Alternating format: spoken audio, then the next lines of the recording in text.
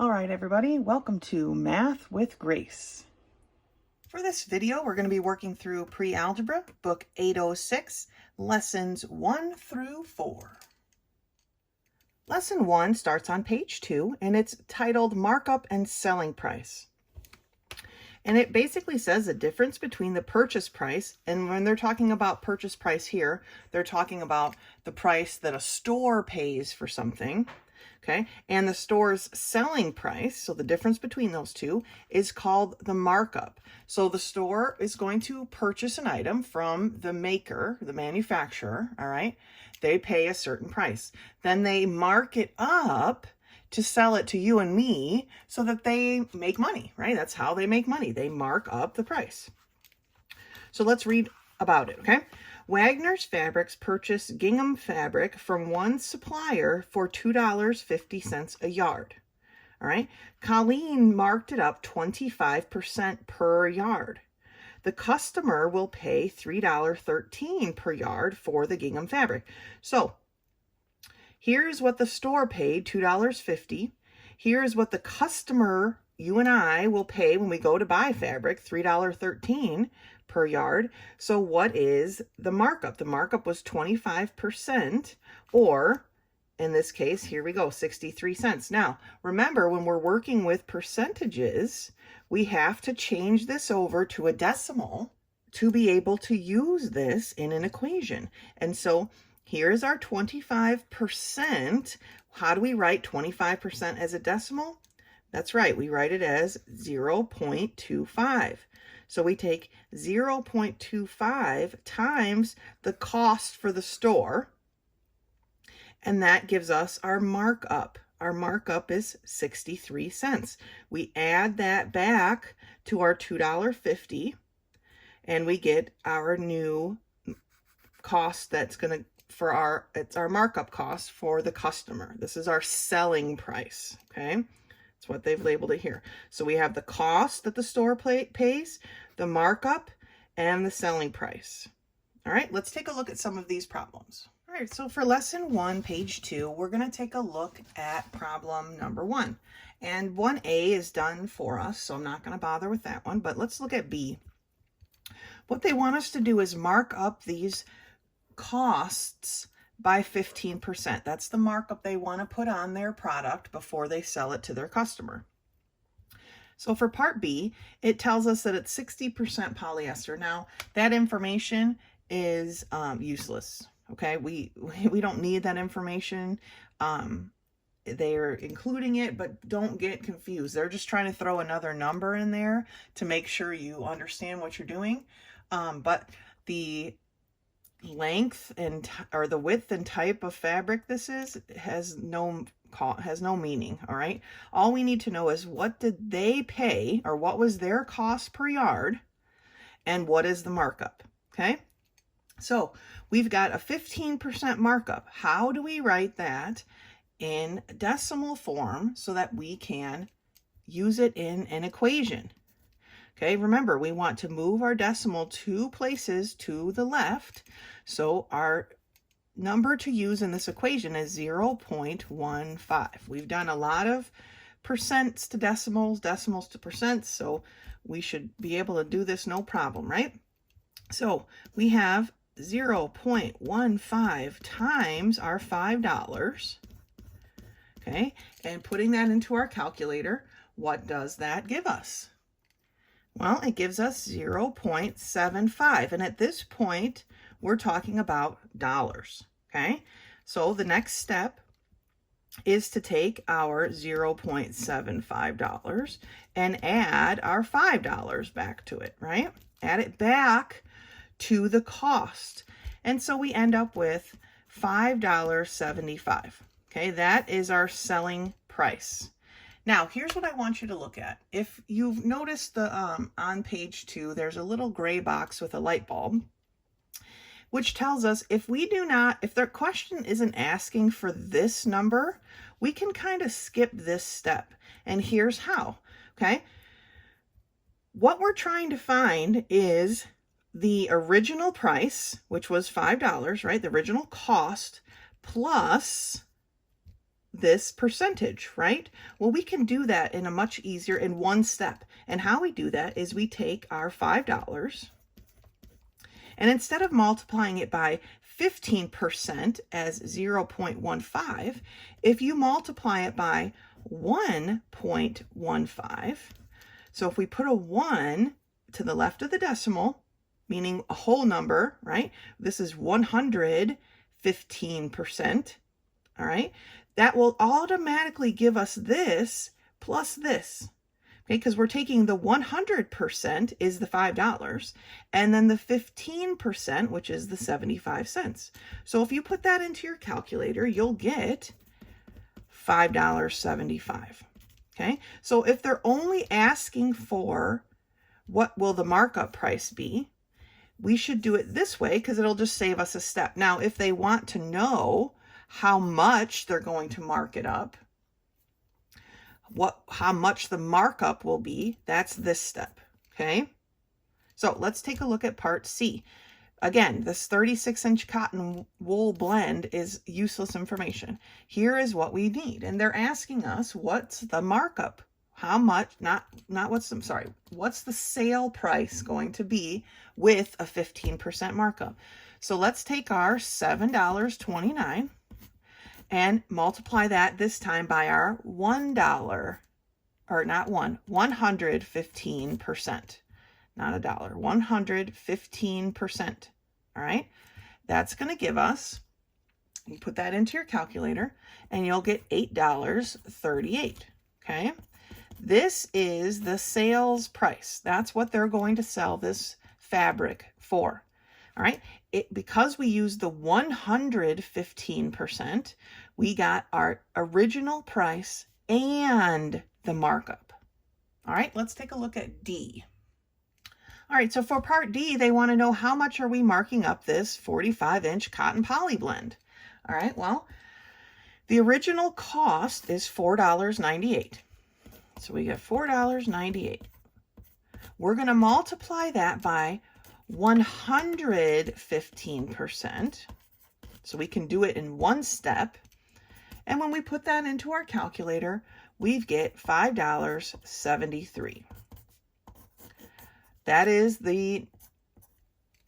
going to be the selling price, the price that you and I would pay when we go to this store to buy fabric, okay? So if they only want to know, and sometimes you've got to be careful, they will ask. So you need to make sure you're reading the instructions properly. If they only want to know how much to mark something up, we need to take it by the straight up percent. Okay, how much are they marking this up? They're marking it up 75 cents.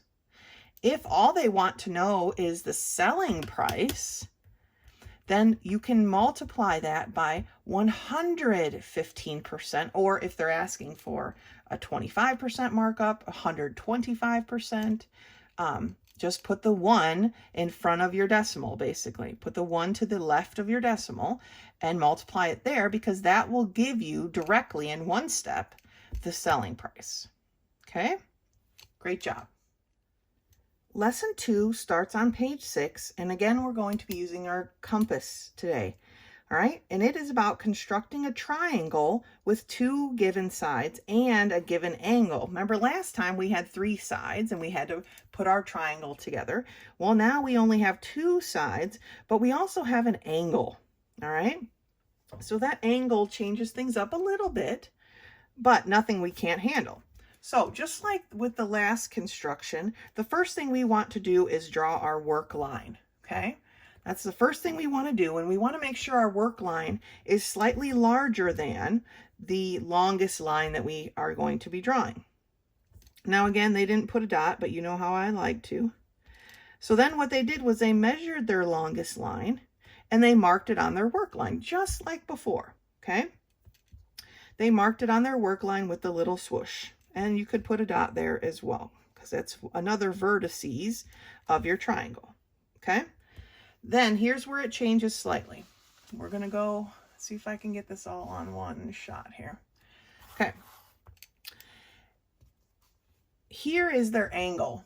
that they're going to use. It's barely on screen, but I know you can see it a little bit, okay? Here's the angle they want us to use. So what they do is they take their compass, and I'm going to shrink it down a little bit, but then they stick their pin at the vertices of that angle, and they're going to make a swoop, okay? Then without changing their compass, all right, without changing the compass, they're going to their work line, which they redrew up here, right? And they're going to make, with their pin at the vertice there, which this line isn't there yet, okay? Or it shouldn't be anyway. With the pin at the vertice, they're going to make the exact same swoop because we didn't change our compass, right? Then what we do, once you've done both of those swoops, you're going to go back to your original, your given angle, and you're going to measure that swoop. And how we measure it is we put our pin where one part of the swoop crosses our bottom line, and we extend our compass till our pencil hits where the other swoop, the other end of the swoop hits the given line. Okay, that is the length of our swoop, right? Then they come back here and put your pin again where on your work line where the swoop hit, and you put your pencil then can mark an X. Okay, that was the length of the swoop. That's what this extra swoop is here.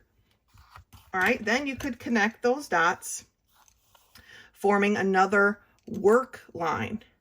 Okay, this now is a second work line because we have to come back to this and measure how long our second piece was. Okay, so now they measure how long their second piece was, and that's what this swoop is. They put their pin here, and they marked their second line. That's how long their second line was. Okay, and that was the third vertices of this triangle. Okay, so now they just connected the dots, and they have created a triangle with the two given lengths and the given angle. All right, so because theirs is kind of not messy, but you know, it's in the way when we're trying to work here, let's take a look at problem 1 and 2 on a separate sheet of paper here. All right, so because I'm working on a hard surface, and you know, if you're going to be working with a compass on your wooden desk or your kitchen table, you might want to put down something else to work on. This is just a like a legal notepad. It's got like a heavy cardboard backing, and so I like to do my constructions on that because I don't want my pin, because it's very sharp, I don't want it scratching my work surface or my table, or you know, and your parents might not either. So you might want to put something down to work on top of. All right, that being said, first thing we're going to do is locate my straight edge. All right, and I'm going to draw my work line. Okay, I'm doing number 1, which is right here. I'm going to draw my work line. I like it nice and big. And as you guys know, I like to choose a point. Your point can be at the very end of your work line, like the book shows, but it doesn't have to be.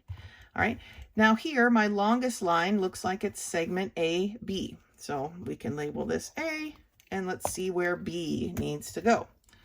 So again, we're going to set our pin on A, okay, as best we can, and open our compass to where it crosses B. Okay, we're basically measuring the length of AB. Now, don't be concerned if yours is slightly off. All right, we're not constructing bridges here or designing, you know, skyscrapers. We're just making triangles. All right, so that was my length of AB. I can put my dot there where the swoop crossed the line and label it B. Now, the next step that's different than before is to measure our angle. Now, I'm going to shrink this down to a comfortable working size. Pretty small, not too small, but fairly small. Again, I'm going to put my P on, or not my P, my pin on my vertice right here, which is angle A. All right, right in the vertice. And now that I've got my compass the size that I want, here's where you can use the top little spindly part of your compass, okay? And I'm just going to make an arc. This arc has no value other than its length. Now, I am not changing my compass, but I'm moving over to my new construction, right? And again, I want my pin on A, and if you've got a backing underneath your paper, it should just find the same hole you already used, right? Now I need to make my swoop again, and I'm gonna make it nice and big because I'm not exactly sure where or how long my swoop is, right? So I want to make it nice and big so I have enough, I don't have to come back and do it again. Now is the time that we measure our swoop. So to do that, we go back to our original angle. Okay, I'm going to put my pin on the bottom line. That's just a preference that I have. It really doesn't matter. You can put yours at the top if you want, but I'm going to open my compass until I reach the point where the other side of the swoop crosses the other line, okay, which is right here. Now, without changing my compass, I'm going to come back to my work paper. I'm going to put my pin where the swoop crosses the work line, and then I'm going to make a swoosh across the other end of the swoop.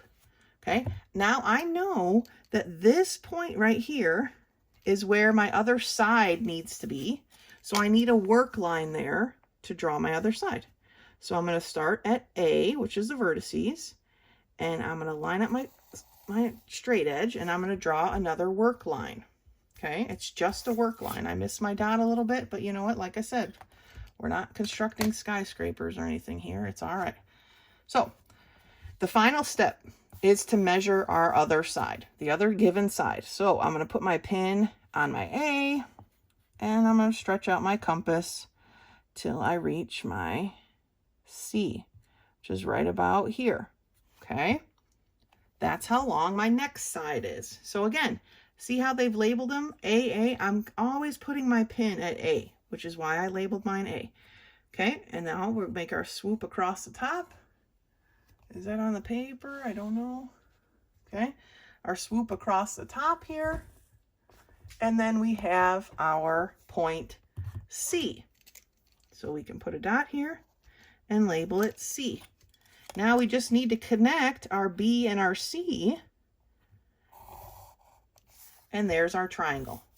Okay, we've constructed a triangle with the two given sides, side AB and side AC, and the given measurement of angle A. Let's take a look at number 2 and do it again. All right. Number 2 is a little bit different because our angle is a little bit smaller, right? So, but just like always, our first step is to draw our work line. Simple enough, right? I like to choose a dot to start. That's where I'm starting. It's obviously going to be D. So I will label it D. All right, then I'm going to measure my longest section. Putting my pin at D, I'm going to stretch this sucker out till it gets to point E. And you'll see that I make a little mark because I want to see where it falls on the paper, that it's truly at the end of my line. Okay, so now I've measured DE. All right, I'm going to come back to D and put my pin on D and mark my swoop is where E is going to hit, right? So I know that this is how long DE is. First step, second step, I guess, complete. All right, next, we're going to shrink our compass back down to a comfortable working width. All right, I like to go right about here. I'm going to put my compass, or sorry, put my pin on my vertex or point D. I'm going to grab it by the little spindly thing at the top, and I'm going to make my swoop.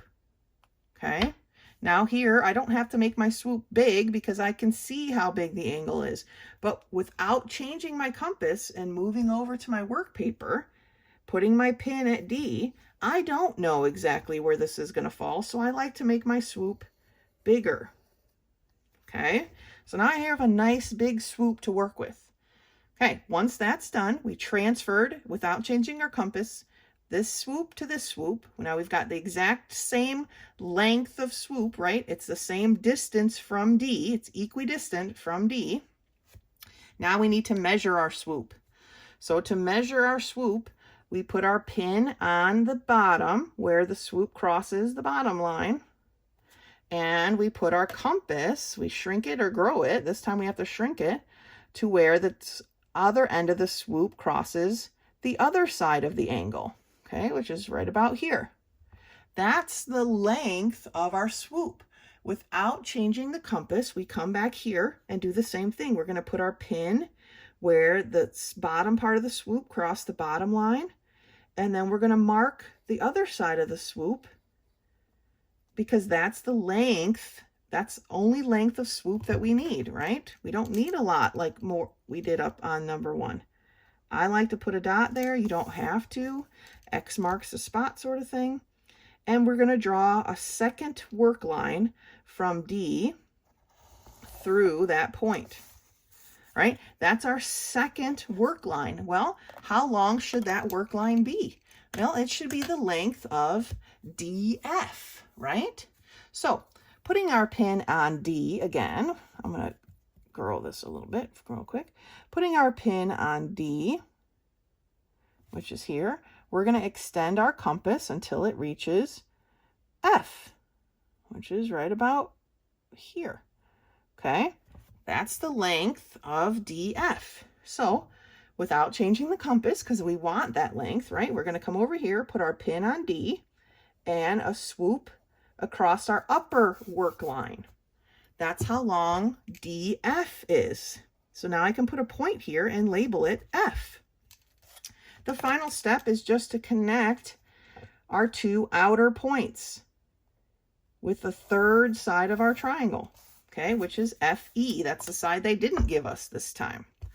All right, they gave us an angle instead. So we successfully made a triangle out of DE, DF, and angle D. All right, remember when you're measuring your angle, when you're putting in your swoop here and transferring it to here, you do not change the compass, just like you don't change the compass when you're measuring your sides, okay? Then you measure the length of the swoop, and without changing your compass, you come over here and put a mark where that measurement would be. That's how you know how big the angle is. How wide is it open? It's open this length from here to here. All right, we measured that and marked it here. Great job. That's lesson 2. Now, lesson 3 starts on page 11, and now we're getting another new formula, okay? Finding the volume of pyramids and cones. They share a formula, which is great because then we only have to learn one, right? But here's something a little bit different about these formulas. So the formula for finding the volume of a pyramid or a cone is V equals 1/3 big B H. So 1/3 times big B times H. Here's the difference, right? You're probably thinking, what's a big B? Well, a big B is the area of the base. Now, we've worked with little b's before, right? Which just meant the length of the base, right? The base times the height when we're talking about triangles. But this big B is different, and you need to remember, so if you need to write it down somewhere, this is important. Big B is the area of the base. So we're basically taking 2 formulas into one, because there is a formula for the area of bases, right? That formula goes inside of here. So looking at this pyramid, and I'm pretty sure all of the pyramids we're going to be working with will be square pyramids, but there might be some rectangular ones. And when I say a square pyramid, what I mean is the base is a square. Okay, this is a square, 6 centimeters by 6 centimeters. That tells me this is 6 and this is 6. This is a square pyramid. Now there are rectangular pyramids, and you know, we'll get into all that stuff in a later date, but I'm pretty sure we're only working with squares. So when they're taking their volume equals 1/3 times big B times H, they here have changed the big B to the formula for the area of a square. And the area of a square is the side squared, right? S squared. So that tells us that when we're doing our formula, we need the volume equal to 1/3 times our big B, which is 6 times 6, the area of the base, times the height, which is 4. Now they multiplied all this together. They're saving their fraction for last. So in multiplying 6 times 6 times 4, they got 144. Then timesing it by 1/3 is basically just dividing it by 3, right? Because this would be equal to 1 times 144 over 3. So you're just dividing 144 by 3, and they get 48 centimeters cubed. Remember, your unit of measure when dealing with volume is always going to be a cubed unit of measure, cubed, because this was a unit of measure, this was a unit of measure, and this was a unit of measure. 1, 2, 3 means we need a 3 right here, okay?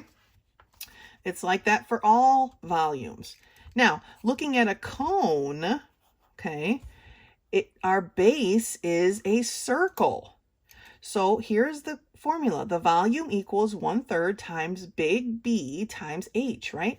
Well, then what they did in this next step is they changed the big B to the formula for the area of a circle equals, right, pi r squared. That's the formula for the area of a circle. They inserted that here. They substituted it because they want to know exactly what they need, right? So continuing on, their volume equals 1/3 times 3.14, which is our pi, times our radius squared. Our radius here, remember, a radius is from the center to the outside of the circle, right? And that's 2 centimeters. So squared is 2 2's. So 2 times 2. If it was 6 squared, it would be 6 times 6, right? If it was 10 squared, it would be 10 times 10. It's not the number times 2. It's 2 of the number. In this case, it just happens to be a 2. And then all of that is times the height, okay, in this case is 3. Now again, they've multiplied what's inside the parentheses first, because here's the difference. 1/3 times 3 is what? Well, 1/3 times 3, which is basically 3 over 1, ends up being 3 over 3, or 1, right? Any number over itself is 1. So they could cancel these here, and then all they're left with is what was inside the parentheses, right? We could have canceled it at this step. So 3.14 times 2 gives me 12.56 centimeters cubed. Please do not forget your unit of measure. It's important. All right, let's take a look at some of these problems. All right, so for book 806, lesson 3, page 11, we're talking about the volume of pyramids and cones. And remember, our volume equals 1/3 big B times H. And big B equals the area of the base. All right, the area of the base. So problem number 1. Here we have a pyramid, right? Again, we have a square pyramid because our sides are 7 inches. We know if this side is 7 inches, then the side across from it is 7 inches. If this is 7 inches, the side across from it is 7 inches, right? So we know we have a square pyramid. Well, the area of a square is equal to the sides squared, right? Or basically the length times the width, right? It's the same thing. It just so happens that in a square, they're the same size, right? So when we're doing our volume for this, it's going to equal 1/3 of the side squared times the height, okay? So let's put in the information that we know. Let's substitute what we know. Volume equals 1/3. What are our sides? Well, it's 7. So we've got 7 times 7 times 4. Okay, 7 times 7 times 4. Well, what is 7 times 7 times 4? In your calculator, or if you got this in your head, go for it. It's 196. Okay. 7 times 7 is 49. 49 times 4, 196. Now, take 196 and divide it by 3, and what do you get? Well, we get that our volume is equal to 65.333, right? And it goes on forever, amen. Well, the instructions tell us to round repeating decimals to the nearest tenth. So we are going to round this number based on this number, and we get that our volume is equal to 65.3. What is our unit of measure? It's inches, right? So inches cubed. So our volume is equal to 65.3 inches cubed. Okay, please do not forget to read the instructions to know where to round. All right, let's look at our cone in part B. Now, the area, our cone, right, has a circle base. So the area of a circle is equal to pi r squared. I like to write it down here because I need it, right? Big B equals the area of my base. Well, my base is a circle, so I need this formula. So I'm going to now write my volume formula, including or substituting in the area of my circle. So 1/3 big B, or the area of my circle, which is pi r squared, times h. All right. Now I can substitute in the information that I know.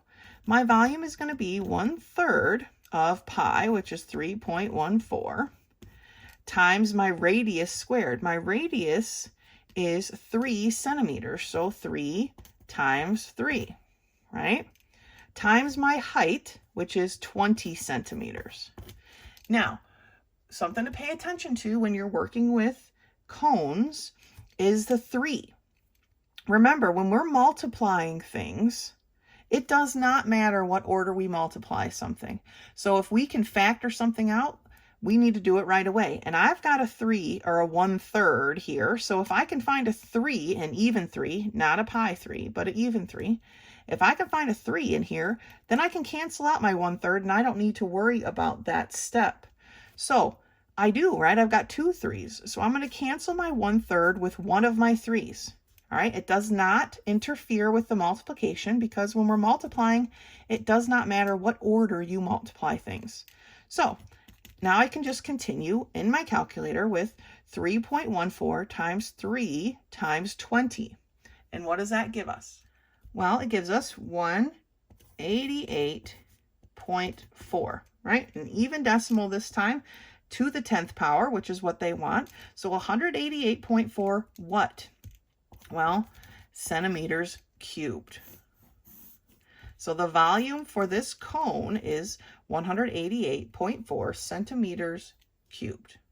Okay, so remember when you're working with your volume formula and your big B, this is not the last time you'll see big B, that big B equals the area of the base. So we need to identify what our base is and then identify what is the area of that shape. Okay, substitute it into our volume formula and then substitute in our known lengths and sizes into that formula and solve. Great job. The final lesson for this video is lesson 4, and it begins on page 15. And it's all about insurance, or an introduction to insurance. And this lesson is going to be fairly quick. We're not getting into a huge insurances can be very hard to understand. We're not getting into that much of an insurance, okay? But we're getting an introduction. And it basically says insurance is a way of attempting to protect oneself against loss. Sometimes insurances are required by law to get a license for a car, right? If you do not have car insurance in Illinois, you cannot buy a car and you cannot get a driver's license. I'm pretty sure. For a car. You can get a state ID, but you need to show that you have car insurance, okay? It says borrow money for a house, homeowner's insurance, okay? Many times when you borrow money from the bank to buy a house, because many of us do not have the money to just buy a house straight up, you have to show that you will pay and can afford homeowner's insurance. It's insurance on a house because you're paying a mortgage on it. Technically, the bank owns this house, your house, and so you need to show that it's properly insured, that if something happens, it will be taken care of. And then it says, or work at certain jobs. I'm not really certain what that pertains to, but if they say it, I tend to believe maybe there is a job out there that you have to provide insurance before you can work. I don't know what that would be, though. So I don't know. But the other two I can understand. All right, let's turn the page and look at some other definitions. Now, the rest of the page here, page 16, talks about how Christians can help each other with insurance by pooling their money for medical bills. I know there are some insurances out there like that, where you don't actually have, and I guess it's insurance, but it's basically Christians all pooling their money together and helping each other pay for their medical expenses and such. It also talks about car insurance being that way. I don't know of any, I've not heard of that before, but I believe that it could be a thing, because, the Bible tells us to help the widows and the children of, orphaned children. And so, we want to not necessarily store up treasures on earth, but we want to make sure that widows and orphaned children are taken care of, right? And that we can do that with insurances. So here are some general terms, okay? Terms commonly used in working with insurance. Policy, okay? The policy is the written agreement between the insured person and the insurance company. The policy states the cost of the insurance, losses covered by the insurance, because sometimes not everything's covered, and the methods of payment, how you're going to pay it, how they're going to pay you if there happens to be a claim, okay? That's the policy. It's the written agreement, basically the contract between the purchaser and the insurance company, okay? The premium is the regular payment required to maintain an insurance policy. Sometimes people pay their premiums yearly, okay? One big chunk once a year.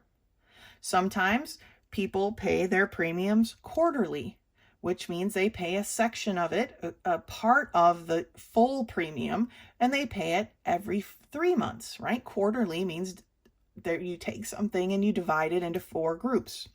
Well, there's 12 months in a year. So how many 4s go into 12? 3, right? So you would make 3 payments per year. All right. And then some people choose to pay monthly. And so you, again, they take the basic premium cost and you divide it into 12 parts for the most part. Okay. Usually if you're going to pay quarterly or monthly, it's actually costs more. Okay, I would say 99 times out of 100, it's going to cost you slightly more to make monthly payments or quarterly payments rather than just paying the full amount up front. And finally is our deductible. Okay, so remember, our premium is the amount that your policy costs. All right, the deductible is the amount of loss that the policyholder is required to pay before the loss can be submitted to the insurance company. Most insurances have a deductible. And what that means is me as the insured person has to pay so much money first, and then the insurance will cover it. So say I broke my arm roller skating, I don't know, and I go to the doctor, right? And they fix my arm. The bill comes and it's for $4,000. I don't know. I'm just making this stuff up here. The deductible, my deductible, okay, is $1,000. That means out of that $4,000 that I owe the hospital or the doctor, whomever fixed my arm, I have to pay $1,000 first, and then insurance will cover the rest. So if I paid $1,000 of the $4,000, that tells me that insurance will cover the other $3,000, okay? That's how a deductible works. I've got to pay so much first, and then my insurance will cover it. Now, you can pay more money for insurance to have a smaller deductible, but that's just something you've got to figure out.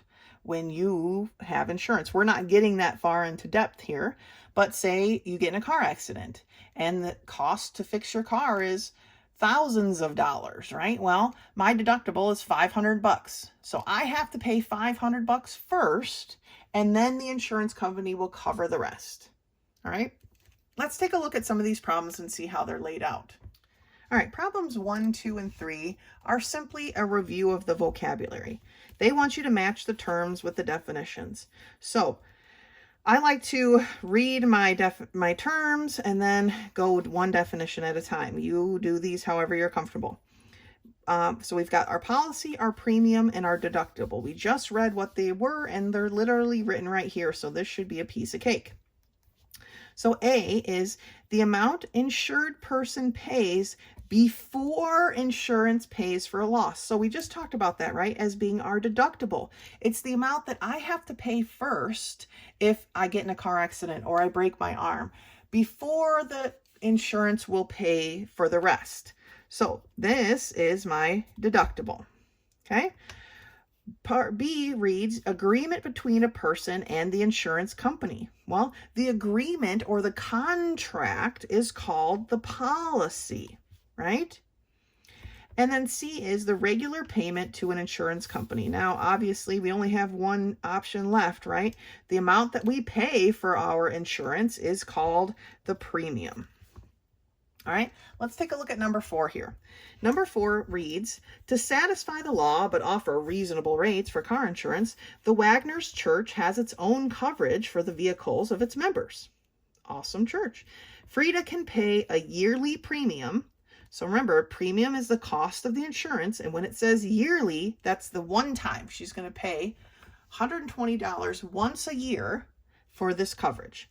So she can pay a yearly premium of $120, a one-time payment, or 4 quarterly payments of $3 or $32 each. Okay, so she's paying every 3 months. Remember, quarterly meant she was going to pay every 3 months. $32 each. How much more does she pay a year for coverage for her car if she chooses the quarterly option?